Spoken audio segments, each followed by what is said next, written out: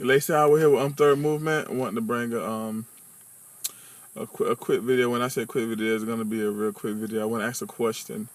And I've been doing a lot of these in the blogs, and I really want to get you guys' opinion on it.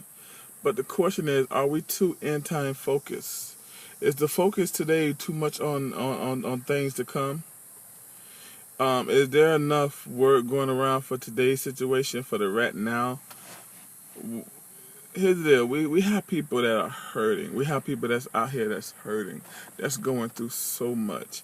And it seems like the love for each other is so cold. And I'm wondering, are we focusing on the people that's in the now situation? You know, we have to be prepared for some of the things that's come. We have to be prepared for what the Bible speaks of. Have to be prepared for the beast.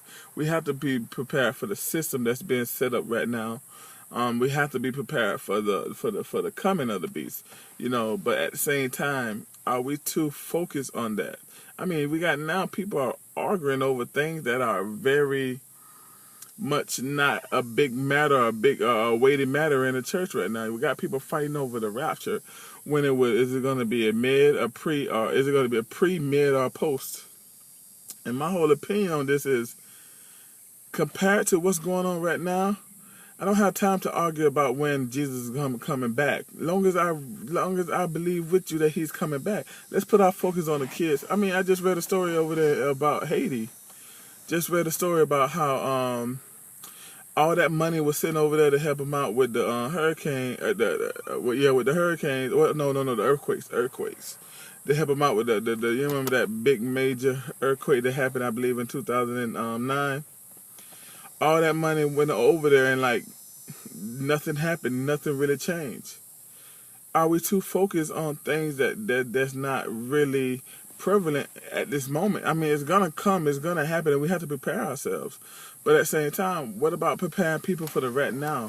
What about people preparing themselves for the fact that, you know, we got people out here working 40 hours and still not bringing home enough money to pay every bill or get something to eat?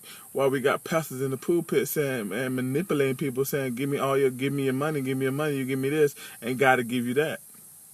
You know, this stuff is still going on. We got people in the pulpit, man. This is funny. And I'm sorry if I'm being disrespectful at all, and I don't mean to, but we have people in the pulpit who are building churches, and they're coming up, but the churches ain't. I think that's just an oxymoron.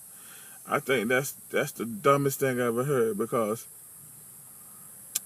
when you get a call to serve God, you don't serve God for the things of God. And we got so many people who are getting called to ministry to serve God for the things of God and to give people a message about the things of God and not God.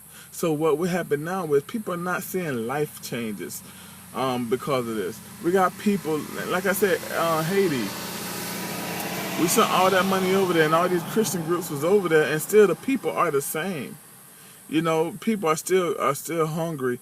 People still haven't found a way to, to really be able to come out of that the mindset of the whole being poor. You know, that mindset of not having. What was our focus? You know, we can't go over there and say, okay, we're going over there to feed the people and that's it.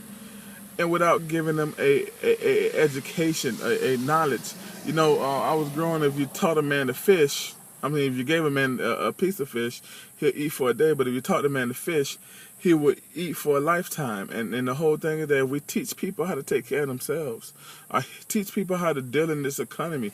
Listen, this economy is rough all over the world. I mean, we got countries that are going bankrupt every day. So the economy is rough. It's not just a thing from the West point of view, but the whole thing is, are we teaching people how to survive in this? How are we teaching people how to have faith in this? Are we trying to scare people with the end time message? Are we trying to tell people, you know, with the end time message to just focus on Jesus coming? I mean, Jesus coming is part of it, but we gotta tell the people about it right now. You know, he's with us right now. We got the Spirit with us right now.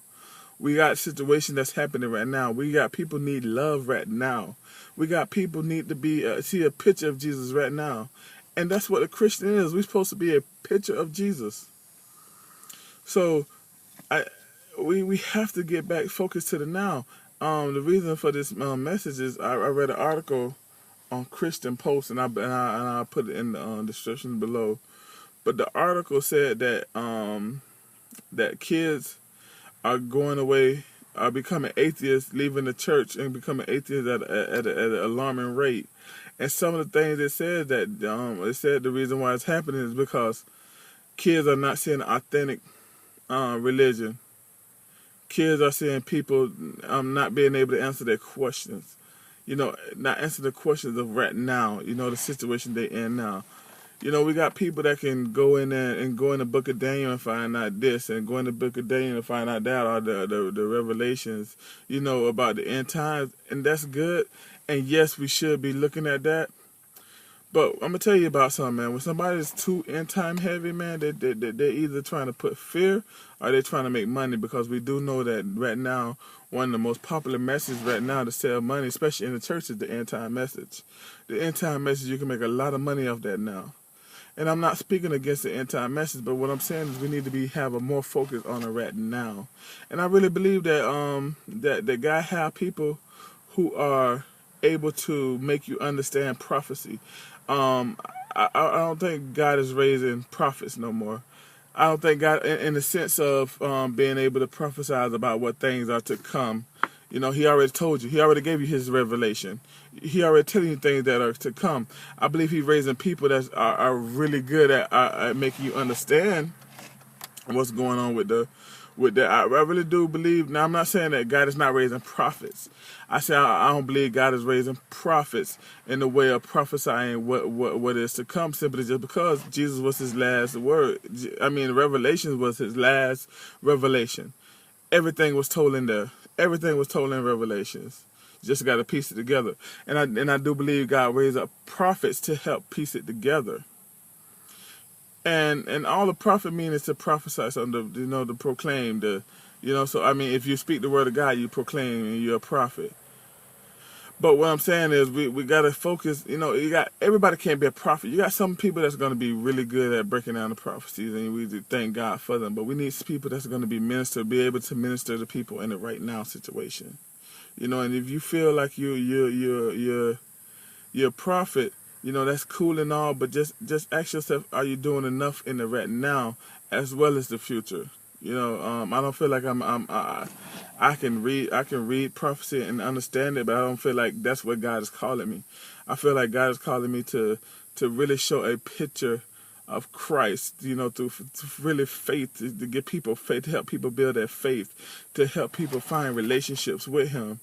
That's what I'm focused on. And I just want to see if we can get more people to be focused on the right now.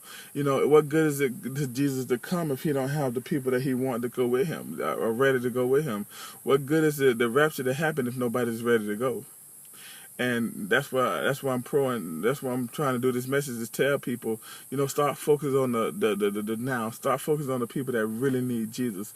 Start focusing on the people that have this false prophet, this false Jesus that the church have. That people in the church have given, that the wolf in sheep clothing has given the people. Let's start focusing on rebuilding the people. Let's start focusing on restoring the people. Let's start focusing on renewing the people through the Spirit of God. You see what I'm saying? We really have to get back to Jesus when he said, love God, then love others. We have to get back. That's why I proclaim this week to be Love Week, because we really got to get back to loving one each other. The Bible says love covers a multitude of sin. It says faith, hope, and love, and the greatest is love. That means the faith. Jesus had faith, just a little bit of faith to move a mountain. That's powerful. But it says love is greater than faith, a full faith. Love is greater than that.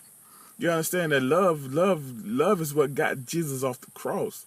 Love is what brought Jesus to the earth. For God so loved the world. So we have to start talking about, we have to start getting back to now, insight and love into people. And if you got a end time message, don't let the end time message be your whole ministry. Let the end time message be a part of your ministry. The Lacey with Third Movement. Thanks.